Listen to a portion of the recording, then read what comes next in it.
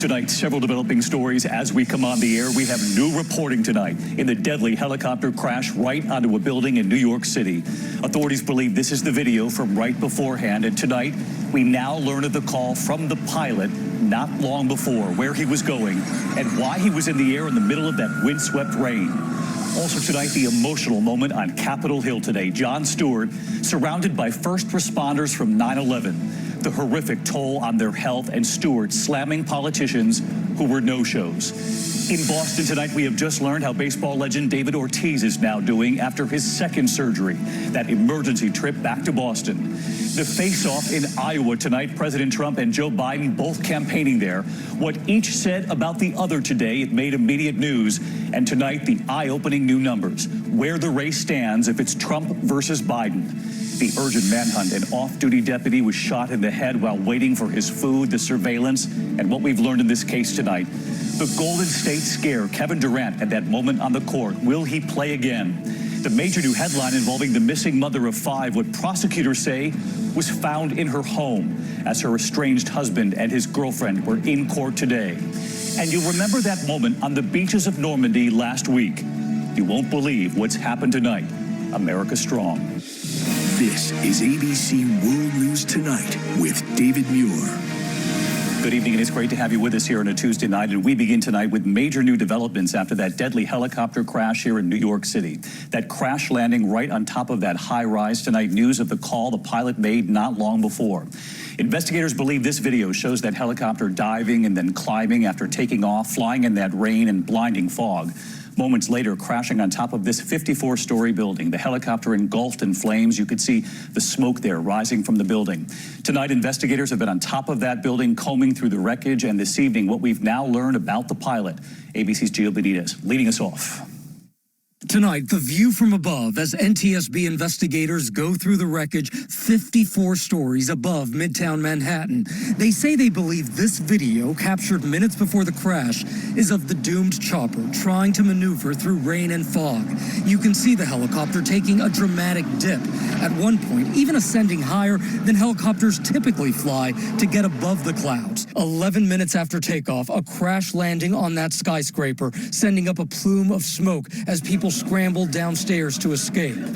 Investigators are now taking us through the pilot's final hours. 58-year-old Tim McCormick dropped off a passenger at 11:45 a.m. at the helipad on New York's east side. He took off again about 2 hours later at 1:30 p.m. McCormick filing a flight plan showing he intended to fly to New Jersey by going around Manhattan, not over it, where there were flight restrictions. We've got some information that says that the pilot may have tried to make radio calls near the end of the flight. Law enforcement sources tell us those calls were to the helipad, saying he was in trouble because of weather and lack of visibility. Soon, we're told, he became disoriented and flew west right over Manhattan. It's certainly one of the most interesting concerns we have is gathering as much information about the weather. Should the helicopter have been flying? I don't know yet. In fact, tonight we're learning McCormick was not certified to fly in poor weather where he could not visually navigate. So let's get right back to Gio Benitez, who's been reporting on this for the last 2 days. He's live in Manhattan tonight, and Gio, investigators are now beginning the challenging work, of course, of removing the wreckage from the roof of that building. Meantime, we're also hearing from the pilot's family tonight. Yeah, David, the family believes that he specifically chose this rooftop for the emergency landing to spare people on these busy streets here in New York City. The family calls him a true hero. David. All right, Gio Benitez leading us off. Gio, thank you. The other major story we're following tonight, that very emotional moment on Capitol Hill today. Jon Stewart with first responders from 9/11 there to testify about the horrific toll on their health amid questions about the funding to help them. Stewart has been part of this 18-year fight to make sure responders are helped, and today he called out politicians who were not there. ABC's Terry Moran in Washington. A furious Jon Stewart called out Congress on behalf of the 9/11 first responders, many of whom were with him in the room. There is not a person here, there is not an empty chair on that stage that didn't tweet out, "Never forget the heroes of 9/11. Never forget their bravery." Well, here they are. The issue in this hearing, a compensation fund for the 9/11 responders who were sickened by all that toxic debris. It's now running out of money, and future payouts are set to be cut by as much as 70%. Struggling to control his emotions, Stewart, a longtime advocate for these first responders, demanded Congress act. Your indifference costs these men and women their most valuable commodity, time.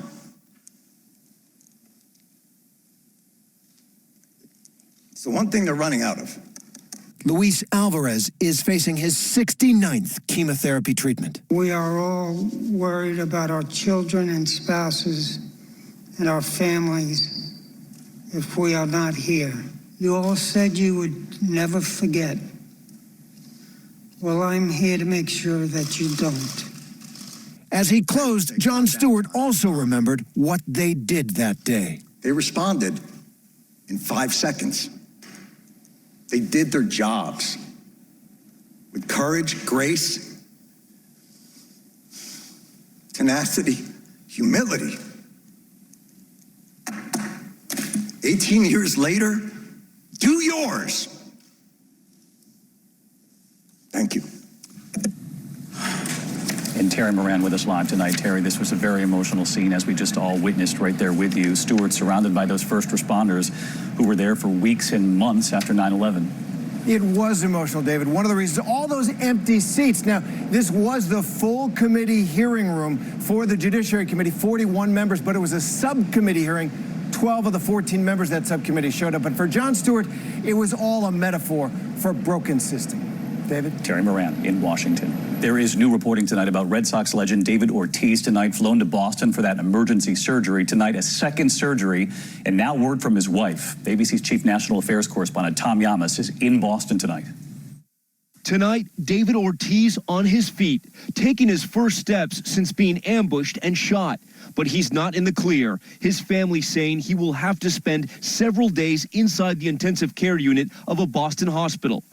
Doctors performing a second surgery after he landed overnight from Santo Domingo. Today, his wife releasing a statement saying Ortiz is stable, awake, and resting comfortably, but also asking for privacy. Ortiz underwent emergency surgery in the DR. Doctors removing parts of his liver, small and large intestines. Medical experts say the gunshot wound could have easily killed him. The retired slugger shot in the back on Sunday night while out in a nightclub in his hometown. This man, Eddie Feliz Garcia, taken into custody by police in connection with the shooting after witnesses grabbed and beat him. Ortiz's assistant saying there is no doubt this was the work of a sicario, a hitman. The motive is still not clear, but police say this was no robbery. His former teammates emotional over the fact the beloved slugger nearly died. I'm so disappointed to know that someone like David can have someone after his life. And I'm sorry, I get. I'm sorry, but it hurts me. Powerful moment today. Tom joins us from outside the hospital in Boston tonight, where Ortiz is recovering. And Tom, there are also initial reports coming in at this hour that the suspect in custody could be charged shortly. That's right, David. There's quite a chaotic scene right now outside of a courthouse in the Dominican Republic. We understand that suspect we mentioned in our report, Eddie Feliz Garcia, is going to be charged as an accomplice to attempted murder. But Dave, the bigger question is there is another suspect out there. And the biggest question of all, what is the motive here? As you heard in the piece, they believe this was a hit job and that shooter is still out there. David? All right, Tom Llamas, we know you'll stay on it. Tom, thank you. Now to the race for 2020 tonight, into the face-off this evening in Iowa. President Trump and Joe Biden both campaigning there. Air Force One there on the tarmac near Omaha, landing just a short time ago with the president on board. Joe Biden already there, both already tonight taking aim at each other. The gloves are coming off, and this evening, the new and eye-opening numbers if this does end up being Trump versus Biden. Mary Bruce from Iowa tonight. President Trump heading to Iowa today, where Joe Biden was waiting for him. The former vice president making his most direct attacks yet. The president is literally an existential threat to America. Speaking to voters in Ottumwa, Iowa, Biden said the president undermines American values. But this is a guy who does everything to separate and frighten people. It's about fear and loathing. No president has done something like that, for God's sake. I mean, it's bizarre. and it's damaging. Biden is eager to look past his Democratic rivals. In just one speech today, he references the president 76 times. Trump is paying close attention. He was someplace in Iowa today, and he said my name so many times that people couldn't stand it anymore. No, don't keep saying it. Sleepy guy. The president taking a page out of his 2016 playbook, attacking the former vice president's stamina and mental fitness. He looks different than he used to. He acts different than he used to. He's even slower than he used to be. I'd rather run against, I think, Biden than anybody. I think he's the weakest mentally. And I like running against people that are weak mentally. Mr. Vice President, why do you think the president says he would rather run against you than anyone else? I don't know. I have no idea. But I'm looking forward to it. Biden is leading in the early polls, but with 23 Democratic candidates to choose from, some Democrats we spoke with today aren't sold yet. He's a person I really respect. I loved him as vice president, but I think he just has too much baggage he's accumulated over the years. A lot of Democrats say it's time for some new blood in the party. What do you make of that? We need stability. Stability. We need somebody that knows the ropes. We have a long way to go. Mary Bruce already in Mount Pleasant, Iowa for us. And Mary, you're aware of this new poll out tonight. It's a national poll showing the potential matchup if this is former Vice President Biden versus Trump. Biden now leading the president by a pretty wide margin there, 53% to 40%. But that same poll, Mary, shows Biden leading the pack of Democrats. But it appears one candidate, it would seem, is on the move as of late. Well, David, Biden is brushing off the polls. He says this is just the beginning of a very long marathon, while the president says these new numbers are just fake news. But, David, among the Democrats, Elizabeth Warren is on the move. According to these new polls, she is now in third place nationwide, just 4 points behind Bernie Sanders. David. Mary Bruce, great to have you in Iowa. Next tonight, here to the breaking headline after an urgent manhunt today. An off-duty sheriff's deputy was shot at close range while waiting for his food. The gunman caught on surveillance during the shooting and moments later after changing his clothes. Tonight, news coming in of the arrest as that deputy now fights for his life. ABC's Will Carr outside the hospital tonight. Tonight, authorities say the man in these surveillance photos is the suspect who shot Deputy Joseph Gilbert Solano in the head. Definitely a family man, loves spending time with his family. Deputy Solano was off duty and waiting for his order at a Jack in the Box when police say Rhett McKenzie Nelson walked up and allegedly shot the deputy who was wearing plain clothes at point blank range. I thought something had dropped in the kitchen, like it was pop. It was like a pop. And then the guy looked back and he started running. An exhaustive manhunt ensued. Police released these pictures of Nelson after he allegedly jumped into this white SUV and took off. Authorities say he later walked into a church and called his father. During that call, he referred to committing murder in Southern California. His dad then called 911 and Nelson was later taken into custody. Authorities say they found a revolver suspected to be the murder weapon in his car. Tonight, Deputy Solano is on life support in the hospital behind me. At this point, authorities believe that the shooting was random. They're interviewing that suspect right now and say he could possibly be linked to another murder in Los Angeles on the same day. David. Will Carr reporting tonight. Will, thank you. Now to that moment that played out last night, the star player and that major injury, the Warriors facing elimination in the NBA playoffs when Kevin Durant returned from an injury already, but then suffering an even worse injury on the court, many initially asking, would he ever play again? What we've now learned tonight, and here's ABC's Adrian Bankert from California. Facing elimination. It started as a perfect comeback for Kevin Durant and the Warriors. Durant for three. But in the second quarter, disaster. Durant goes down holding his leg. Durant injuring his Achilles. Raptors players seem discouraging some fans who were mocking the star's injury. He gave us what he had. He went out there and sacrificed his body. Tonight, there are questions about whether the Warriors brought Durant back too soon from a calf injury. It may end up costing Durant the entire next season. He was cleared to play tonight. I don't believe there's anybody to blame. If you have to, you can blame me. Durant optimistic, posting, "I'm hurting deep in the soul, but seeing my brothers get this win was like taking a shot of tequila. I got new life."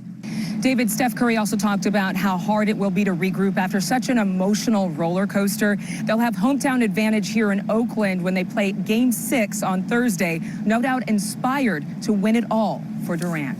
David. All right, Adrian Bankert reporting in. Adrian, thank you. There is Next tonight, a major development in the case of a missing mother of 5, Jennifer Doulos' estranged husband and his girlfriend, appearing separately today in court. And what prosecutors now say was found in that mother's home. Here's ABC's Lindsay Davis.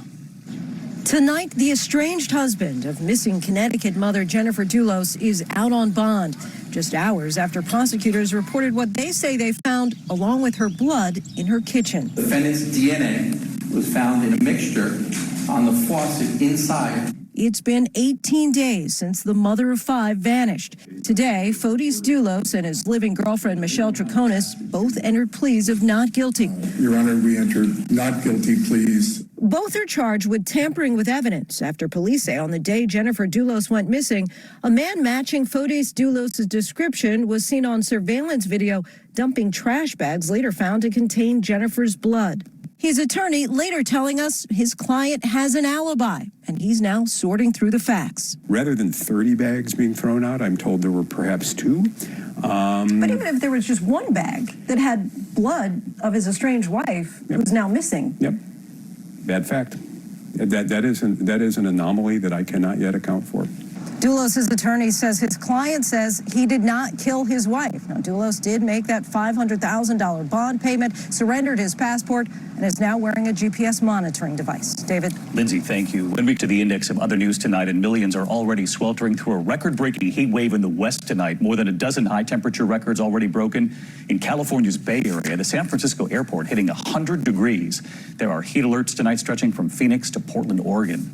A pair of giraffes at a popular Florida safari park were killed in a lightning strike. Officials at the Lion Country Safari Park in Palm Beach County say pathology reports now reveal it was lightning that killed a 10-year-old and a 1-year-old giraffe in severe storms last month.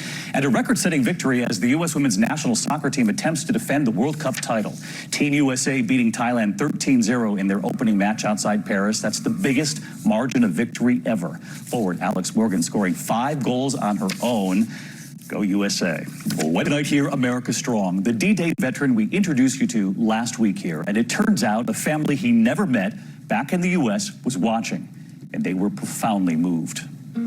For weeks, we documented those World War II veterans from all over America, returning to the beaches of Normandy 75 years later. Veterans hand in hand, and strangers walking up to Onofrio Zakari, originally from Geneva, New York, to say thank you. Thank you for everything you guys did for our service. Thank you. 75 years after the bloodshed. This whole beach, whole section, as far as the eye could see, with just men. Come ashore, come ashore. Unbelievable. And Nono had one more wish. A lot of graves. Look at all the crosses, oh boy. To find the grave of the friend he lost, holding the photograph of him standing before his friend's grave so long ago. 75 years later, he found him, Donald E. Simmons, who died on June 6, 1944. What is 143? What he did not know was that back in the U.S., in Syracuse, New York, that fallen hero's family was watching. And they were honored that Nono went back to honor their loved one. Our ABC station in Syracuse, WSYR, connecting Donald Simmons' family with Nono. Here we go. There he is. I'm Marie, Don's sister. And I'm pleased to meet you, Mr. Nono. I'm Doris. I'm Don's oldest sister. I'm Eleanor Simmons, and I was a sister-in-law. I'm Bernie Simmons. I'm Don's brother, only one left. And pleased to meet you. And this is quite a surprise. They brought the photograph of their loved one that they have cherished for 75 years. You see the picture? Definitely, yes. Yeah, that's him. Yep, that's him. They had so many questions. Did you meet my brother Donald in training or over in England? Oh, no, all from the day he was inducted. We were together all the way through it. Maybe we can get some closure here, you know? Nice. Nono already talking about a trip to Syracuse to see them. Just meeting you, we feel like we love you already. Oh, yes, definitely, definitely. Nono and his new friends, that family from Syracuse, New York, and their shared love for a fallen hero. I'm David Muir. I'll see you tomorrow. Good night.